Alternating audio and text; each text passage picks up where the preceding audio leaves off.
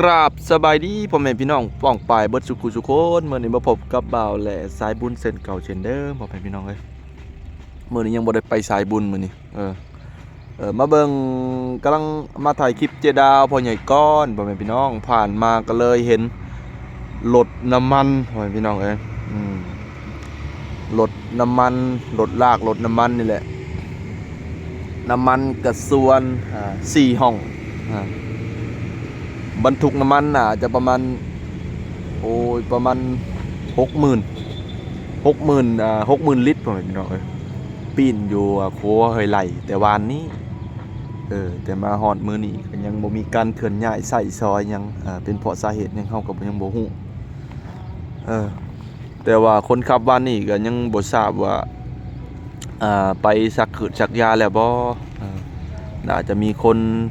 เอาไปซักขืดซักยาแล้วแหละแล้วก็รถ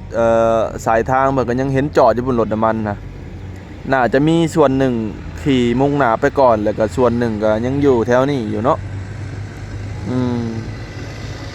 อันนี้เป็นรถบริษัทเป็นรถขบวนพ่อแม่พี่น้อง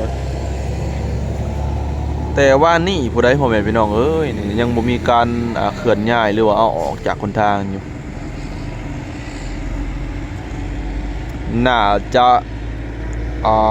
ทางการเพิ่นน่าจะแจ้งไปแล้วเนาะแต่ว่าน้ำมันนี่น่าจะหนักกับรถเพื่อนๆเลยรถเคนอยู่บ้านเฮาน่าจะบ่มีรถเคนใหญ่นะเพื่อสิมายกรถน้ำมันนี่ขึ้นได้เพราะว่าน้ำมันนี่ถ้าว่าเฮาเอาออกมันสิเอาออกบ่ได้พ่อแม่พี่น้องเอ้ยเพราะว่าวังไข่มันสิอยู่ทางข้างนี่แต่ว่าเฮาไขปุ๊บน้ำมันก็ไหลถิ่มแล้วและอันตัวเป็นห้องนะมันแม่นเลยจ้ะห้องน้ำมันบ่เป็นห้องน้ำมันบ่อยพี่น้องเป็นหลอกขนาดแม่นแหละเป็นห้องน้ำมันบางคนก็ว่าคือบ่ดูดน้ำมันออกก่อนว่ารถเข็นยกบ่ได้เด้อว่ามันหนักแห้งเนาะถ้าว่าเฮาไปไขน่ะก็เทื่อน้ำมันเหี่ยแฮงเสียหายหลายพ่อพี่น้องเสียหายหลายลิตรหลายแสนอยู่แต่เมื่อวานนี่ห้องตัวสุดท้ายทั้งตูดมันซึมอยู่ย่อยอยู่จดแต่ว่าน้ำมันเฮออกนี่ได้หลายตัวเติบเนาะจังหวะนี่เด้อแต่ว่ามื้อนี้บ่แลบ่กล้าเข้าไปถ่ายคลิปใกล้ๆพ่อพี่น้องเอ้ยเพราะว่า1มาแดดก็บ่เป็นหยังน่ะเฮาใส่เสื้อใส่หยังก็ไปถ่ายแป๊บนึงก็ได้แต่ว่ามันบ่มีไผอยู่ในเหตุการณ์นั่นเด้บ่คือเมื่อวานนี่มันสุรวุ่นอยู่ถ้าว่าเฮาไปนี่มันเกิดเพลิงไหม้ขึ้นมาแล้วไผสิรับผิดชอบพ่อพี่น้องแต่ว่าเฮาบ่เฮ็ดก็อย่าแต่ว่าเฮาอยู่ในเหตุการณ์เดี๋ยวเฮาสิงอกเนาะเพื่อนๆเนาะแต่ว่าเพิ่นลงน่ะโหหล่นลงนั่นนี่นะทางคับบ่ทางจะเผือคับบ่หรือว่าซุเปอร์รถนี่มันเป็นพวงมาลัยครัวลงทางนี้บ่ลงทางแล้วก็ลงเบิ่งครัวพ่อพี่น้องน่าจะรับในหรือยังก็ยังบ่ฮู้ตัวนี้ตัวคอรถอันนี้เห็นบ่คอรถถมนี่หรือว่าทางไขประตูหน้าต่างน่ะไว้ลงทางเลยก็มันลงทางเบิ่งครัวเห็นบ่วังครัวแล้วมันก็เป็นลาวกันมาอยู่ต่ำเพราะว่ามันขึ้นฟุตบาทเลยนะโคมฟุตบาทมาเลยแต่ว่าทางเจ้าของผู้ขับนี่มันได้เจ็บหลายแต่โอ้โหรถหมุนไปเบิ่นหลายเติบก็เบิ่งแล้วก็เจ็บหลายอยู่แต่เรายังแบบตื่นเต้นนะมันยังเก็บอาการอยู่นะเพราะว่าเราก็เจ็บหน้าอกเพราะว่าท้องเรานี่ต่ำกับพวงมาลัยเลยเพราะว่ารถมันลงขนาดนี้นะดีแต่ว่าคนปลอดภัยเนาะมันมาในหลายเม็ดเลยสาวนกประมาณ20 เมตรนี่แหละมันวิ่งมากายบางเกิดอุบัติเหตุนะ20 เมตร30 เมตรผู้ใดบ่ได้ไกลนะแต่ว่ามันเกิดอุบัติเหตุต่ำตุบมันก็กระเด็นเลยนะคนเนาะฟุตบาทบางสูง50 เซนเพื่อนๆนะแต่ว่ายังดีแต่เพิ่นยังได้แน่เนาะก็เป็นห่วงเพิ่นอยู่ตอนนี้ก็ยังบ่ทราบว่าเพิ่นสิไปเช็ดชักหืดชักยาแล้วบ่แต่ตอนต่ำน่ะเพิ่นบ่ไปเด้สมมุติว่าผ่านมาคืนนึงนี่ไปชักยาในเลือดกล้ามได้บ่ทันเลยพ่อแม่พี่น้องเอ้ยแต่ว่าเฮาเลือดกล้ามปุ๊บมื้อนี้เนาะมันเกิดผลบ่ปีนี้ก็ปีหน้าพ่อแม่พี่น้องเอ้ยเลือดซ้ำในตายได้พ่อแม่พี่น้องเอ้ยน่าจะเป็นมื้ออื่นบ่เนาะเพิ่นจังมายกขึ้นเนาะมันต้องใช้เวลาก่อนในนี้นะบ่ฮู้คือกันเด้เพราะว่าน้ำมันยังมีออกหมดเด้อันนี้ทางการลาวเพิ่นก็สิรับผิดชอบหรือว่าให้ทางการไทยเพิ่นแจ้งไปพุ่นบ่จักประกันภัยลาวประกันภัยไทยเนี่ยเพิ่นก็น่าจะแจ้งนะ เพราะว่ารถนี่มาแต่เบิ่งป้ายมาแต่ยะลอง เนี่ยละยอง ระยองบ่เว้ยเนี่ยระยองบ่พี่น้องเอ้ยบ่เลยก็ว่าบ่ขอดปานใด แต่ว่ากาเนี่ยเติมเนาะเพราะว่ามีคนเข้าก็ลายอยู่มื้อนี้แดดแห้งเนาะ อืม เบิดมื้อเลยเมื่อวานนี้ลงไปตอน3 โมงเนาะเพิ่นนั้นอันนี้ไปตามโคนั่นน่ะเพิ่นลีกผลบ่รู้ว่าเว้นโค อันได้ยินเพิ่นเว้าว่ามีรถมอไซค์กับวีโก้ เขาแซงกันบ่ รถมอไซค์ว่าปาดหน้ากันว่ะสงสัยรถมอเตอร์ไซค์น่ะรถจักรน่ะมันขี่แวบไปว่าซั่นนะแล้วก็เลยหลีกนะแล้วก็รถก็เลยเสียหลักไปซั่น สิรักนี่ อันตรายเนาะเฮา จักไปลงแบบเลยเนาะเพิ่นจังความซึ่งหนึงอยู่ในนี้เนาะจะขึ้นไปลงทางเลยเนาะ มันลงมาทางข้างเมืองครัวเด้ลงมาแล้วก็ปีนมันกิ่งมาเลย ยันตีนรถเพิ่นมีวิทย์เนาะ เพราะหัวมันลงก่อนหัวมันลงมันต้องปีก่อนได้ป่ะทางหัวมันปีนปึ๊บเลยมันก็น่าจะหลังมันก็มันนักเลยมันก็สุกกันมาแล้วนะ เมื่อวานนี้หมาอยู่ในเหตุการณ์ตอนคนไล่ๆแต่ว่ามีการย่างเข้ามา อืม กับอีกอย่างก็แดดแน่คนก็ลายสารวนอยู่เนาะ ยานมันระเบิดเนาะสนุกเนาะ แม่นตีนรถก็จนหมุน ยางหน้าแตกเบิดยางหลังก็ยางข้างเบื้องขวามือไปแหละแตกเลี่ยนๆกันอยู่เพื่อนๆนะแต่ว่ายางวังอะนะบรรทุกน้ำมันนี่ก็ยังบ่เป็นหยัง อ้อได้ข้างหนึงนะ ออกบ่ อ้ออันนี้ยังเหลือแต่อันกงบ่เพิ่นเอิ้นนะ วังบรรทุกน้ำมันมีได้ อ๋อ หัวเก่งเนี่ยมันออกแล้วต่างนะเป็นอุทาหรณ์นะพ่อแม่พี่น้องเนาะใช้รถใช้ถนนระวังเด้อพ่อแม่พี่น้องเด้อนี่แหละเฮาขับรถงานใหญ่ถ้าผิดพลาดก็ผิดพลาดใหญ่พ่อแม่พี่น้องเสียหายก็เสียหายหลายล้านหลายตื่อ การยังดีแต่ว่าเจ้าของผู้ขับเพิ่นปลอดภัยเนาะ อืม แต่ก็เจ็บน้อยหนึงแต่ในแคนของเราก็ ยันซ้ำในหลายกว่านะพอเวนยังแตกหมดเลยโอ้ยเนาะมูลค่าน้ำมันเนี่ยเจ้าว่าเท่าใดสนุกเจ้าว่าสมมุติว่าอันนี้มันระดับ 60,000 ลิตรผู้ใดนี่นะ60,000 ลิตรเจ้าก็คิดเบิ่ง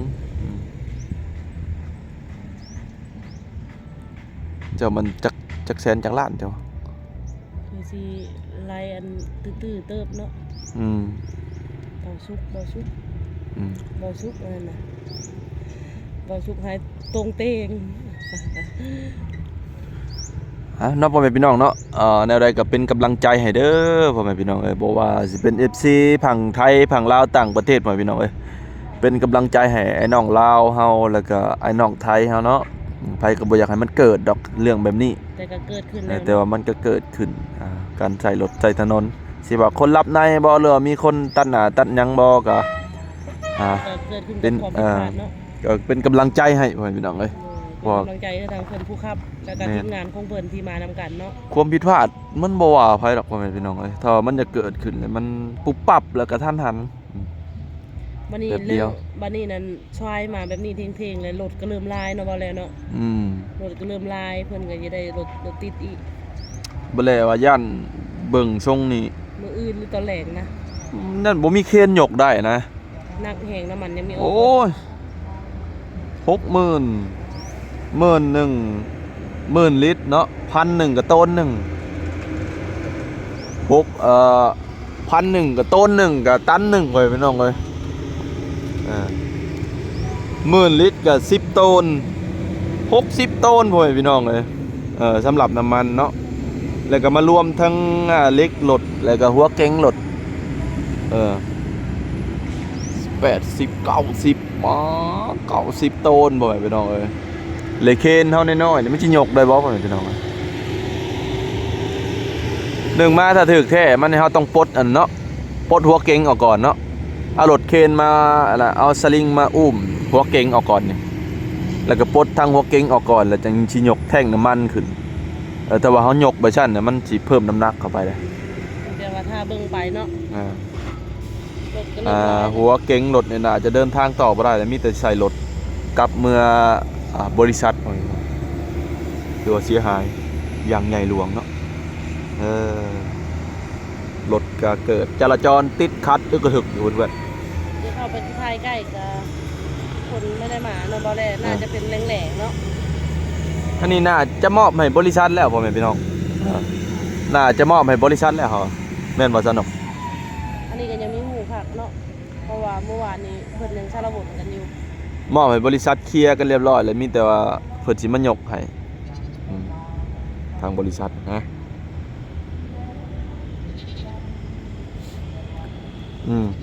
อันนี้ก็เป็นเวลาจังโมงแล้วเนี่ย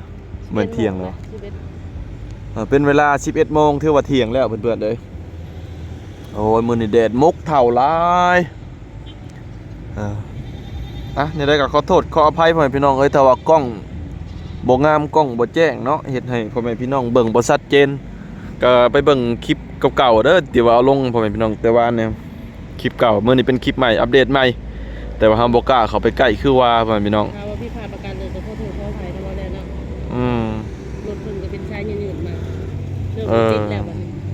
เพราะว่านี่ครับพ่อแม่บ่แลหรือว่าคนยุคเก่าก็เว้าอยู่ได้พ่อแม่พี่น้องเอ้ยมันก็แบบอาถรรพ์เนี่ยได้แถวนี้พ่อแม่พี่น้องเอ้ยแต่ครัวไวไลเนี่ยอันนี้ก็เว้าเรื่องความเชื่อเนาะพ่อแม่พี่น้องเนาะเดี๋ยวมาซุมื้อนี้เฮาก็เสียแน่บ่เสียแน่เดี๋ยวได้ก็บ่ลบหลู่เจ้าถิ่นเจ้าทานเด้อพ่อแม่พี่น้องเด้อเจ้าถิ่นเจ้าทานเอ้ยบ่แลบ่ได้ลบหลู่เว้าตามความจริงพ่อแม่พี่น้องคนไปมาสู่โอ้ยคือวังครัวนี่มันจักเจาะเนาะแล้วมันมีพุทธบาทขึ้นมาอีก